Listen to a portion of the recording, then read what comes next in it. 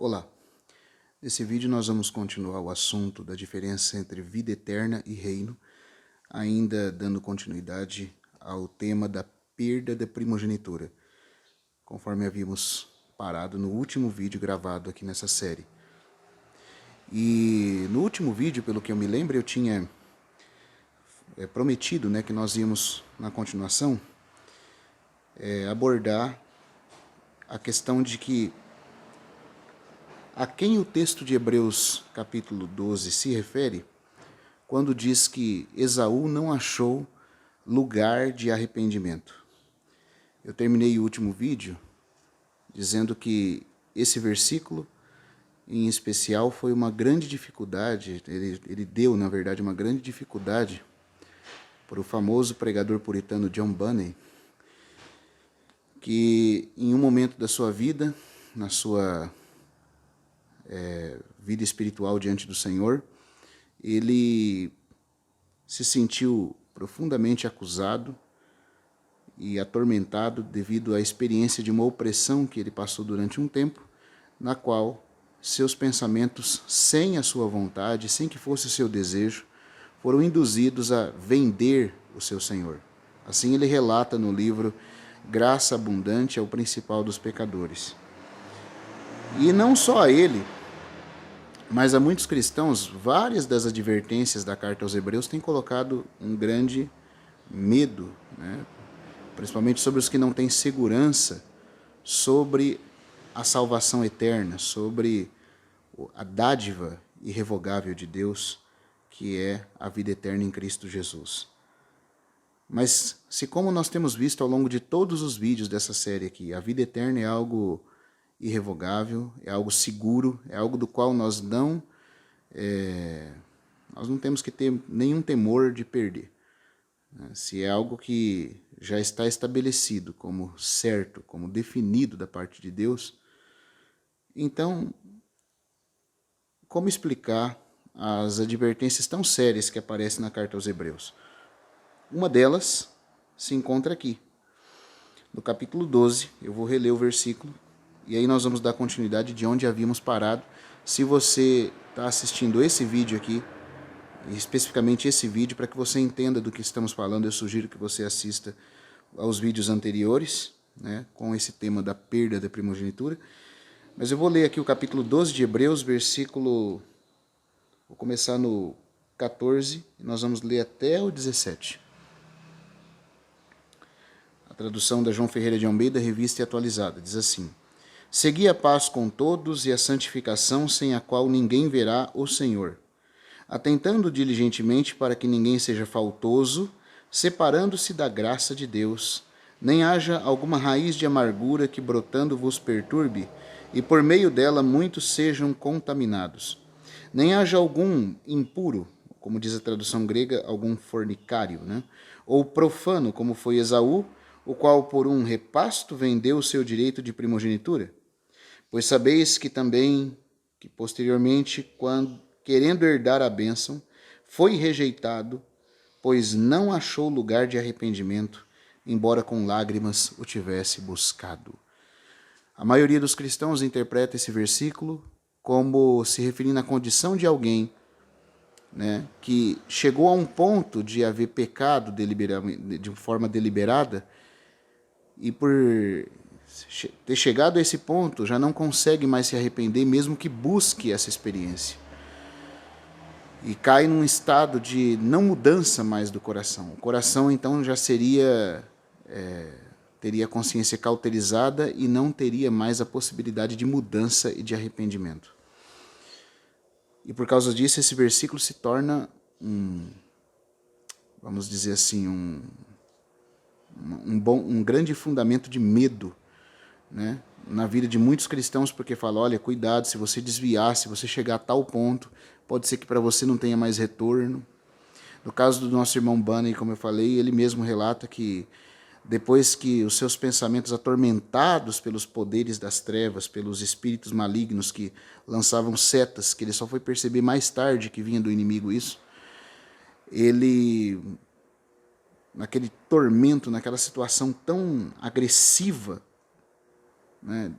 que o inimigo fez com que ele sofresse. Ele diz que na sua mente, como sendo um pensamento que adivinha dele, mas depois ele descobriu que não era, mas o pensamento dizia: venda a Cristo, e é algo como que uma reação, como se fosse parte da volição dele dissesse que assim seja. E aí depois logo ele volta atrás e diz: não, mas eu não concordo com isso. Porém, mesmo assim, isso vira um grande tormento na sua consciência, na sua alma, que passa a não ter certeza se ele teria ou não chance de continuar sendo alguém que pertencia ao Senhor. Porque ele entendia que o não achar lugar de arrependimento aqui significa, no caso dele, né, não conseguir achar lugar para que ele se arrependesse e o seu arrependimento fosse aceito diante de Deus. Outros cristãos interpretam esse texto como sendo uma referência a uma condição tal que o coração já não consiga mais se arrepender. Porque o texto diz que Esaú buscou lugar de arrependimento e não o achou, embora com lágrimas o tivesse buscado. Então nós vamos falar hoje aqui sobre essa questão. Não achou lugar de arrependimento. O arrependimento era de quem aqui no caso no texto? De Esaú ou de Isaac? Quando o texto de Hebreus 12 diz que Esaú não achou lugar de arrependimento, estava se referindo ao seu arrependimento, ao arrependimento do seu coração, ou à impossibilidade de mudar a mente do seu pai, no que tange a bênção, a herança. Lembre-se que aqui não está falando de condenação. Outro grave erro que fez com que o tormento de Bunny e de vários irmãos se perpetre, né, na vida deles. O que eles entendem? Que não achar lugar de arrependimento aqui significa não achar lugar de arrependimento para continuar sendo salvo. Como se Deus o rejeitasse. Porque aqui é dito que ele não achou lugar para arrependimento e foi rejeitado. Então pensa que essa rejeição tem a ver com a filiação, com a relação de filho, com a vida eterna. Mas não é disso que o autor de Hebreus está falando. O fato de Esaú ter sido rejeitado no que tange a bênção não fez com que ele perdesse a relação de filho com Isaac. Ele foi rejeitado para ter parte na herança, parte na bênção do pai. Não no que diz respeito à sua relação de filho. Assim também, o texto de Hebreus não está dizendo que o cristão que cair numa condição tal como Esaú vai perder a segurança eterna da salvação, vai ser rejeitado eternamente, mas vai ser rejeitado no mesmo contexto que Esaú foi rejeitado, no contexto da herança, no contexto da bênção. Agora, nós temos que responder: a que se refere o não achar lugar para arrependimento? Significa que o coração de Esaú não conseguia mais mudar? Isso não pode ser verdade, porque o próprio texto diz que ele buscou isso. Se ele buscou, isso está ali implícito que o coração dele desejou isso. O próprio coração dele estava desejoso de algo ligado a essa palavra arrependimento. Então não pode ser o coração de Esaú que não conseguia se arrepender, que caiu numa condição tal que não conseguia se arrepender, porque se Esaú com lágrimas o buscou, e fala que ele o buscou, o Espírito Santo reconhece que ele buscou, é porque no coração dele ainda havia uma reação. Então em quem que não foi achado o lugar de arrependimento? Nós vamos falar agora um pouco disso e concluir essa parte com relação à perda da primogenitura, com essa solene advertência, que não diz respeito à vida eterna, mas ao galardão da herança que é reservado aos filhos primogênitos de Deus. Então, nós vamos continuar aqui. Arrependimento de Esaú ou de Isaac? A palavra arrependimento significa mudar a mente de alguém. Esaú esforçou-se para mudar a decisão de seu pai, mas ele não achou lugar para arrependimento. Quer dizer, não encontrou lugar para uma mudança de mente. A versão da Bíblia, né, a American Standard Version of the Bible, né, edição de 1901, tem provavelmente a tradução mais precisa de Hebreus 12, versículo 17. E ela traduz assim: sabeis que mais tarde, quando desejou herdar a bênção, Esaú foi rejeitado. Ele, Esaú, foi rejeitado. Não encontrou lugar para a mudança da mente de seu pai, embora se esforçasse com lágrimas. Olha que tradução mais precisa, né? Ela diz: sabeis que mais tarde, quando desejou herdar a bênção, ele, Esaú, foi rejeitado. Não encontrou lugar para a mudança da mente de seu pai, embora se esforçasse com lágrimas. Isaque não podia mudar sua decisão. O direito da primogenitura havia sido perdido e estava fora do alcance de Esaú para sempre. Para o que Esaú foi rejeitado e para o que ele não conseguiu achar lugar de arrependimento? Para a herança, não para a sua relação de filho com Isaque. Irmãos, como que é importante a gente entender isso? Há cristãos que dizem e estão atormentados, muitos até desviados, né, achando que tudo acabou, que não há mais esperança porque desviaram, pecaram, foram longe demais e agora nem a luz de Deus consegue alcançá-los. E leem versículos como esse de Hebreus 12, 17 ou 1 Coríntios 9, 27, onde Paulo diz que temia ser rejeitado caso ele não lutasse segundo as normas, e passam assim um tormento terrível. Alguns têm um coração bastante estreito e pensam que o coração de Deus é estreito também dessa forma. O irmão John Nelson Darby, certa vez, estava pregando um sermão, como uma vez o irmão Delcio nos contou isso, e aí ele falava desse amor imutável de Deus por seus filhos, de que Deus jamais vai, né, virar as costas para os seus, que ele jamais vai rejeitá-los eternamente. E aí um irmão que estava ouvindo o sermão levantou a mão e falou: Senhor Darby, eu tenho uma questão a colocar. E o irmão falou: pois não, irmão, fique à vontade. Falou: e se o fulano, se esse indivíduo que você está dizendo aí que é cristão, virar as costas para Deus? Aí o nosso irmão Darby respondeu: a luz de Deus vai continuar alcançando pelas costas, vai continuar batendo nas costas dele. A luz de Deus vai continuar batendo nas costas dele. Como nosso coração é estreito, nós temos que entender de uma vez por todas que a obra do Senhor Jesus, que nos deu uma eterna redenção, é segura, porque Ele satisfez completamente a Deus. Nisso está firmada a nossa justificação. E Ele foi punido totalmente em nosso lugar por todos os nossos pecados. Nisso está firmada a nossa remissão. Então, amado e querido irmão, não é a respeito do dom da vida eterna, que nos faz filhos de Deus, que o versículo 17 está falando que nós corremos o risco de sermos rejeitados. Ele está falando que Esaú, embora sendo filho, como a gente viu nos primeiros 2 vídeos, tendo até nascido antes de Jacó, tendo sido, na linguagem do Novo Testamento, predestinado a essa herança, porque predestinação tem a ver com herança, tem a ver com o supremo propósito de Deus de glorificar aos seus filhos, de conformá-los à imagem de Cristo e glorificá-los para que Cristo seja o primogênito entre muitos irmãos. E esses que são, né, conformados à imagem de Cristo podem ser com Ele glorificados porque sofreram com Ele, porque permitiram-se ser tratados por Ele, porque pagaram o preço por Ele. Esses reinarão com Ele no seu reino, no reino do Messias. Mas o que o autor de Hebreus está dizendo aqui para nós é que, embora, assim como Esaú, todos nós possamos ter direito à primogenitura, qualquer um de nós está sujeito a perdê-la, caso, assim como Isaque, o nosso Deus e Pai, não puder nos aprovar. E onde Esaú não achou lugar de arrependimento? Não foi no seu próprio coração.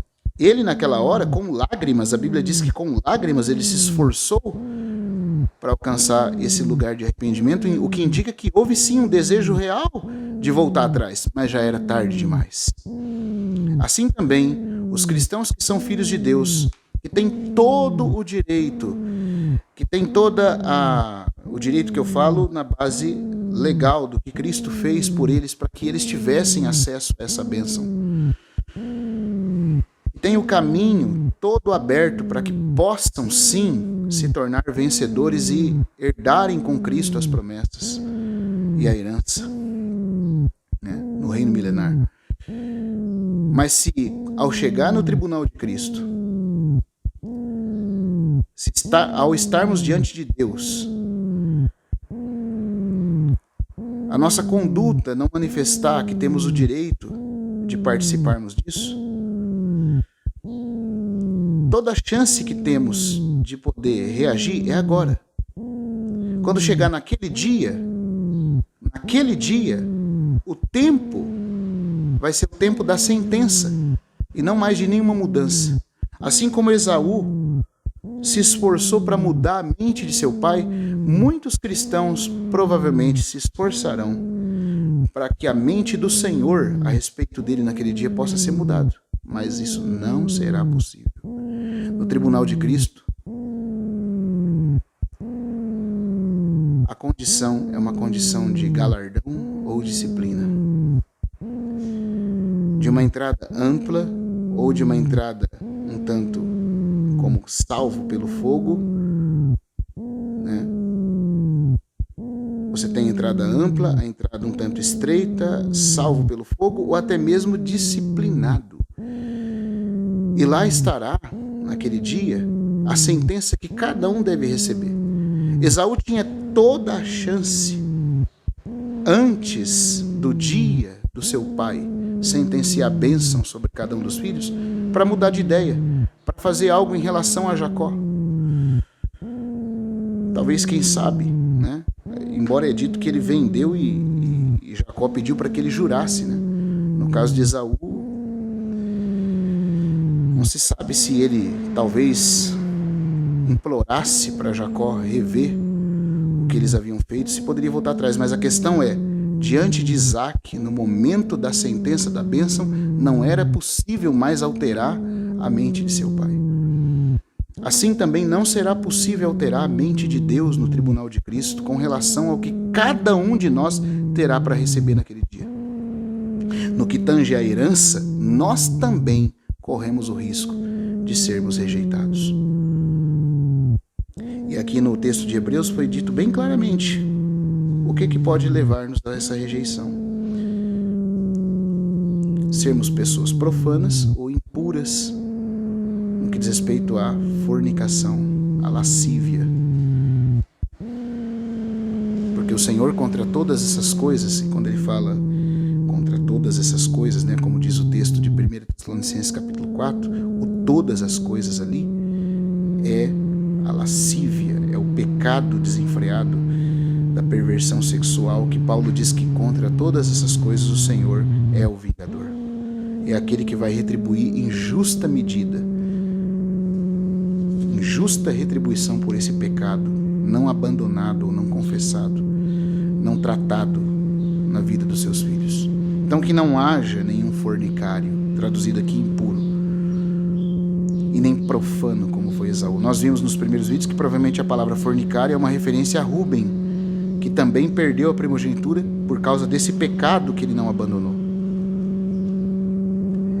E o profano é uma referência a Esaú, porque Esaú desprezou aquilo que era sagrado, aquilo que era santo, aquilo que era divino, desprezou a vocação divina, a qual ele teve chance de usufruir. Essa vocação que incluía a primogenitura, dando a ele, né, a participação no propósito de Deus com respeito ao Messias, com relação, né, à realeza do Messias, ao sacerdócio e à porção dupla da terra. Ele perdeu essas três coisas porque desprezou, considerou sem nenhum valor. Quando você e eu, ao sabermos das bênçãos e das glórias do reino futuro, da herança para o qual temos sido chamados, que é reinar com Cristo no reino da era vindoura, que é exercer o sacerdócio espiritual, o alto privilégio que temos com o Senhor, no sacerdócio neotestamentário, e na porção dupla de terra que diz respeito a toda a riqueza de Cristo, que em parte já usufruímos no Espírito e em parte usufruiremos plenamente naquele dia. Quando nós pegamos tudo isso e desprezamos por amar o mundo, quando nós deixamos de seguir o Senhor, de tomar a cruz, de obedecê-lo, para nos envolver em divertimentos mundanos, para nos envolvermos em pecados de lascívia, de falta de controle na vida, de mau testemunho, de envergonhar o nome do Senhor, o que nós estamos fazendo? Nós estamos sendo impuros e profanos.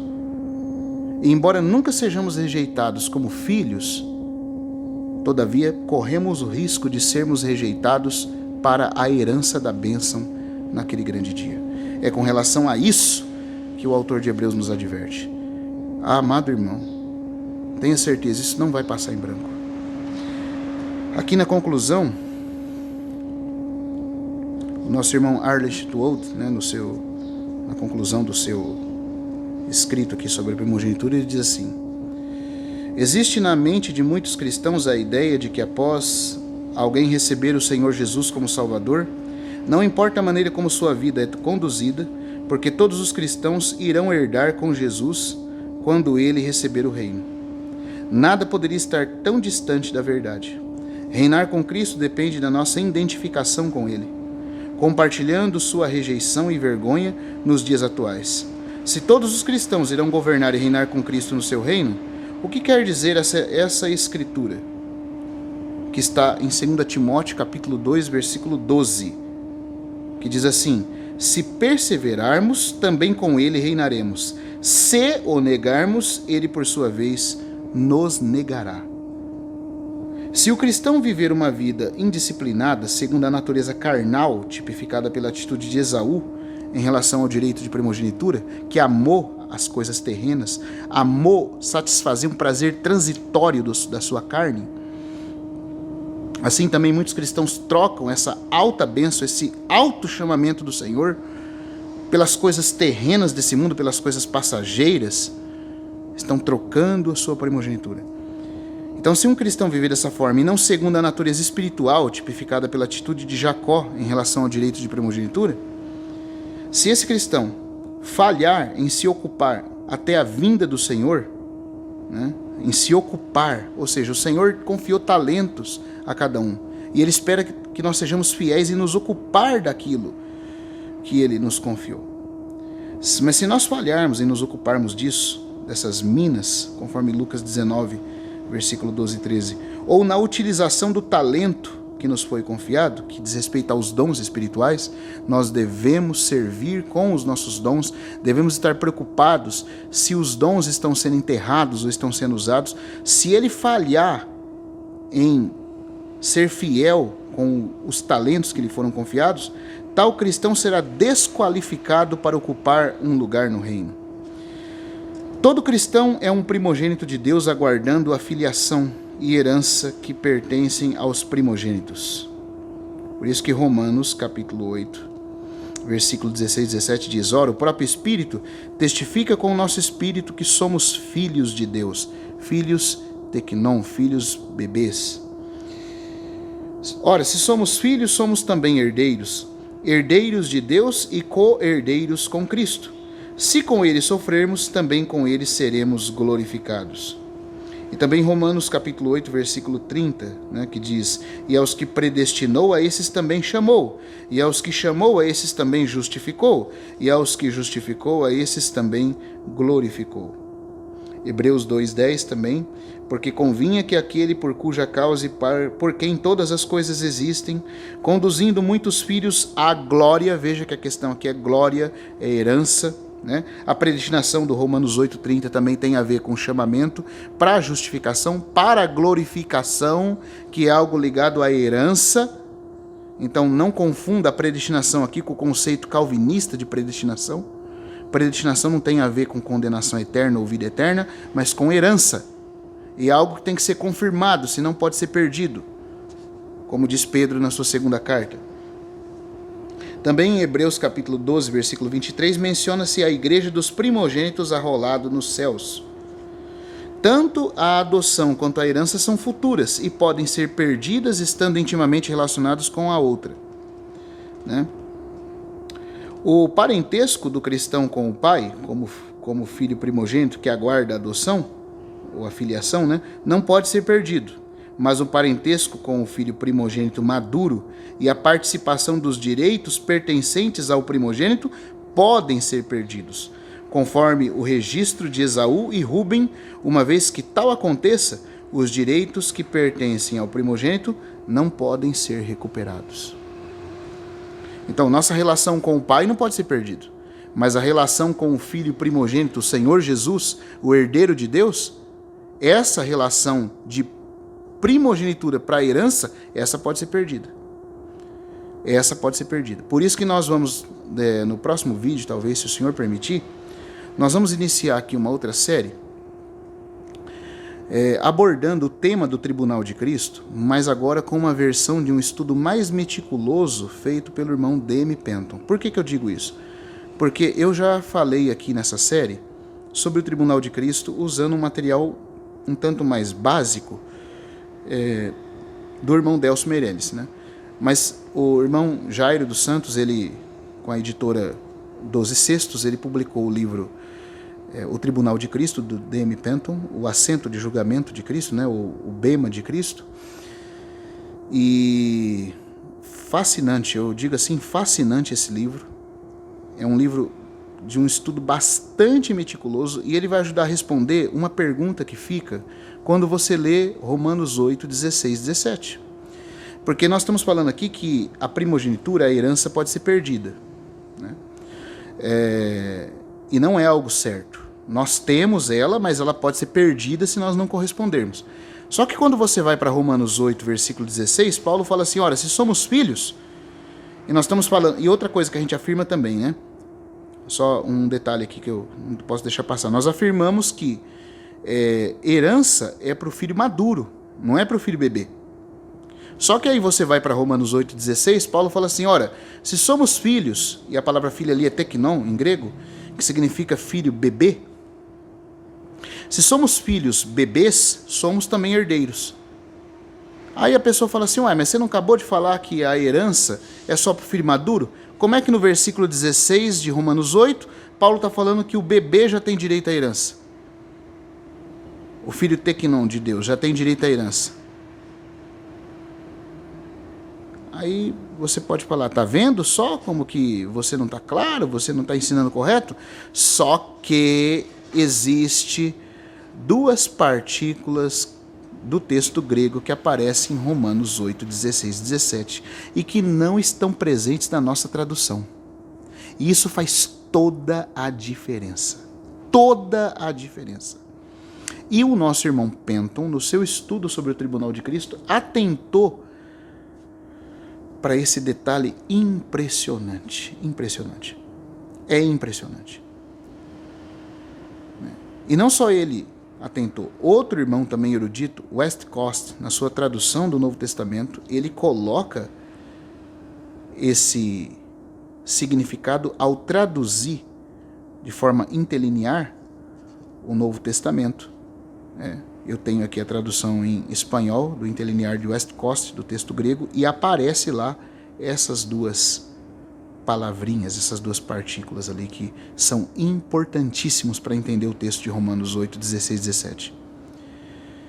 O que Paulo está dizendo, eu vou adiantar aqui brevemente, o que Paulo está dizendo em Romanos 8, 16 é que se somos filhos, bebês, filho teknós de Deus, somos também herdeiros.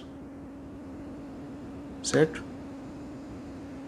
Somos também herdeiros. Só que ele está dizendo que o que ele quer dizer ali é que nós temos direito à herança por termos nascido de Deus. Ele não quer dizer, todavia, que o direito vai ser efetivado.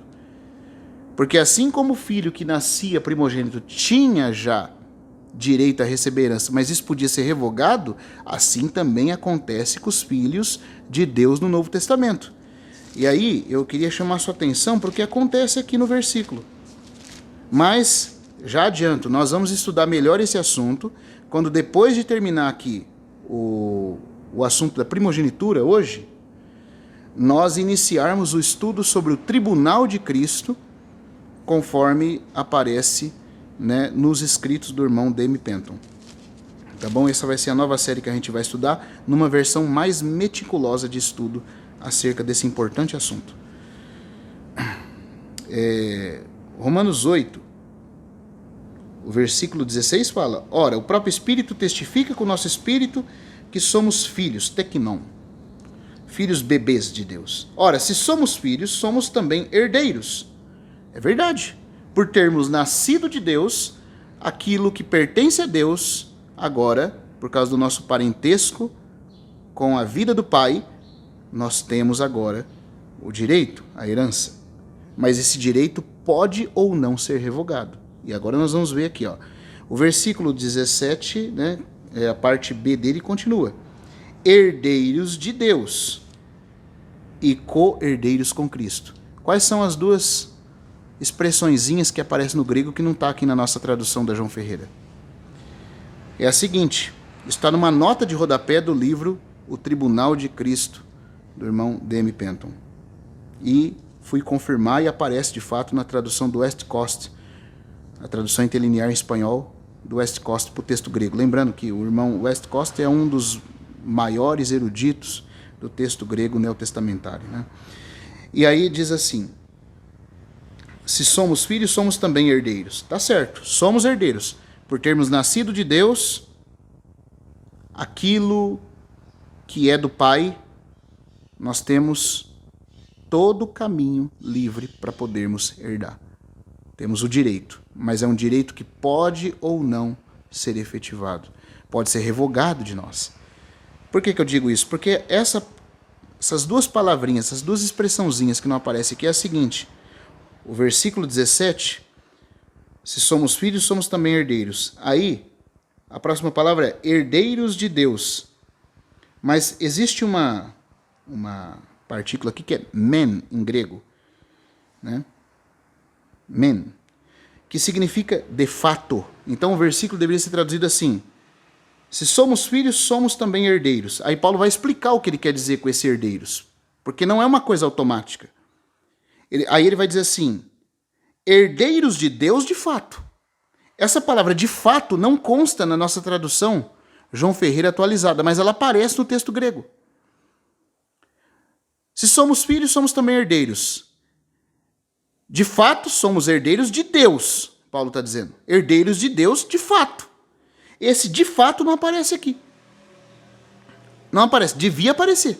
Porque o que Paulo está dizendo aqui é que a nossa relação com Deus, baseado na vida eterna, não pode ser quebrado.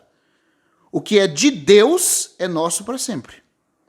Agora, presta atenção como é que seria continuado se nós tivéssemos a tradução literal esse versículo. Agora, quando fala de Cristo.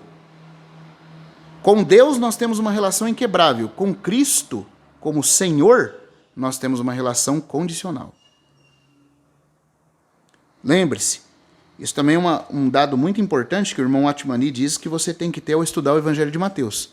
Ao estudar o Evangelho de Mateus, você tem que perceber que ele tem duas seções importantes, do capítulo 1 ao 13 e do 14 ao 28. Do capítulo 1 ao 13, só aparece a palavra filho, nunca aparece a palavra servo. Do capítulo 14 ao 28, só aparece a palavra servo, não aparece a palavra filho. Do capítulo 1 ao 13, nosso relacionamento é com Deus Pai. Do capítulo 14 ao 28, o nosso relacionamento é com o Senhor Jesus Cristo. Do capítulo 1 ao 13, nós somos tratados como filhos. Do capítulo 14 ao 28, nós somos tratados como servos. A nossa relação do capítulo 1 ao 13 não pode ser quebrada, porque é algo que diz respeito à filiação. Somos filhos para sempre, de Deus. Mas a nossa relação como servos, com o Senhor Jesus, do capítulo 14 ao 28, essa pode ser tocada. E podemos ser disciplinados pelo Senhor porque somos servos dele. Na posição de servos, nós podemos ser disciplinados. Na posição de filhos, nós não podemos ser tocados. Mas o Senhor não lida conosco só como filho, ele lida conosco como servos. Então as parábolas de Mateus 24 e 25 são parábolas que dizem respeito Aquelas parábolas do servo, da virgem, dos talentos, são parábolas que estão lidando com os servos. É a relação de servo que está sendo tocada ali. Porque a relação com o Senhor Jesus, o Kyrios, o Senhor, é de servo diante de um senhor, de um amo. E o que se requer do servo diante do seu senhor é a fidelidade. Se nós não somos fiéis, o Senhor dos servos vai disciplinar esses servos. Embora a relação de filho com o pai não possa ser tocada, mas a relação de servo com o Senhor, essa sim pode ser tocada e pode ser, de uma maneira, vamos dizer assim, amargamente tocada, porque o Senhor vai disciplinar o servo infiel. Então aqui em Romanos também nós temos isso. Se eu fosse traduzir o versículo de acordo com o que aparece no grego, Paulo estaria falando, somos filhos, né? Se somos filhos, e somos filhos, até que não, filhos bebês, somos herdeiros. Agora, essa herança é dividida em duas etapas. Aí ele fala assim, aí ele vai explicar como é que é essa herança. Herdeiros de Deus de fato. Não aparece a palavra de fato na João Ferreira, mas no texto grego aparece. De Deus nós temos uma herança que é fato, ninguém pode mexer. Qual que é a herança, qual é a relação que temos com Deus? Somos filhos. Temos a vida dele para sempre, ninguém pode mexer nisso. Aquilo que Deus nos conferiu eternamente, que é a Nova Jerusalém, ninguém vai nos tirar. Agora, o versículo deveria continuar assim, herdeiros de Deus de fato. Mas, porque tem um de no grego aí, que não aparece aqui na tradução João Ferreira também. Mas co-herdeiros com Cristo, se com ele sofrermos. Então a relação com Deus não pode ser quebrada, mas a relação com o Cristo, com o Messias, sofredor e exaltado, essa pode ser quebrada. Porque se nós não sofrermos como o Messias sofreu, nós também não poderemos reinar com ele quando ele reinar. Essa é a ideia de Paulo aqui. Somos herdeiros de Deus de fato, mas co-herdeiros com Cristo, se com ele sofrermos, para com ele sermos glorificados. Essa seria a tradução literal do texto de Romanos 8, 16, 17. Então, há uma herança, uma parte da herança que é inquebrável. É a herança, no que diz, é a parte da herança, é o aspecto da herança que toca na nossa posição eterna de filhos de Deus.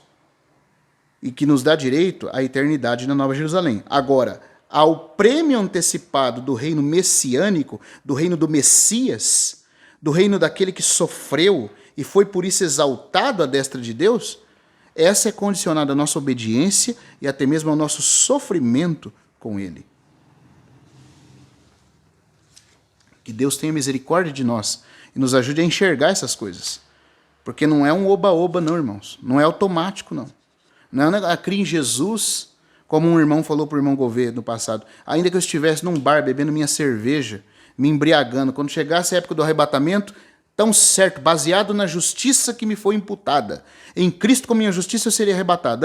Só que o arrebatamento não tem a ver com Cristo como sua justiça. Sobre você, não.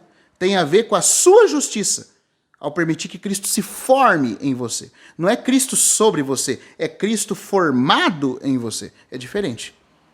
Se ele não se formar em nós para ser a nossa justiça viva em conduta, não tem arrebatamento, não. Não tem arrebatamento, não. O Senhor falou, quando ele falou de arrebatamento, falou de ser tomado, falou de estar em pé em sua presença, ele colocou condições. Não só para o arrebatamento, mas também para o galardão do reino milenar. Tudo é condicional. Somos herdeiros de Deus de fato, mas co-herdeiros com Cristo, se com ele sofrermos, a fim de que com ele também sejamos glorificados. Então, naquele dia, quando estivermos de pé no tribunal de Cristo, 2 grupos de cristãos serão encontrados. O grupo daqueles que conservaram seus direitos como primogênitos e os que perderam esse direito. Os cristãos que conservaram seus direitos, né, de primogenitura, os exercitarão como co-herdeiros com Cristo no reino. Porém, os cristãos que os perderam serão encontrados buscando a perda do direito da primogenitura que pertence ao primogênito. Tais cristãos buscarão lugar de arrependimento, isto é, tentarão mudar a mente do juiz na esperança de serem abençoados juntamente com os outros que não perderam seus direitos de primogenitura. Está vendo só? Mas não encontrarão lugar para a mudança de mente, da mente do juiz. Será tarde demais. O direito da primogenitura terá sido perdido. A bênção com respeito à herança que aguarda os filhos primogênitos maduros de Deus será perdida, e os que a perderem não ocuparão nenhuma posição entre os reis e sacerdotes que reinarão com Cristo sobre a terra. Que reinarão sobre a terra com o Filho. Os cristãos naquele dia levantarão suas vozes e chorarão ao se conscientizarem de que foi perdido, conforme aconteceu com Esaú na tipologia. Por isso, atentemos para o versículo de Apocalipse 3:11. Venho sem demora, conserva o que tens, para que ninguém tome a tua coroa. Então paramos por aqui. Que o Senhor possa usar essas palavras para estimular o nosso coração à obediência, à santificação e ao preço, mediante a força do seu Espírito, que nos capacita a responder a Ele em obediência e devoção. Amém, irmãos? Nós encerramos por aqui a série sobre a perda da primogenitura, e no próximo vídeo que vamos gravar, acerca da salvação e vida eterna, diferença entre reino e vida eterna, nós vamos começar falando sobre o tribunal de Cristo, agora num estudo mais meticuloso, tendo por base a palavra de Deus e o auxílio do livro do nosso irmão D.M. Penton sobre o tribunal de Cristo. Tá bom? Até o próximo vídeo. Que Deus abençoe a cada um.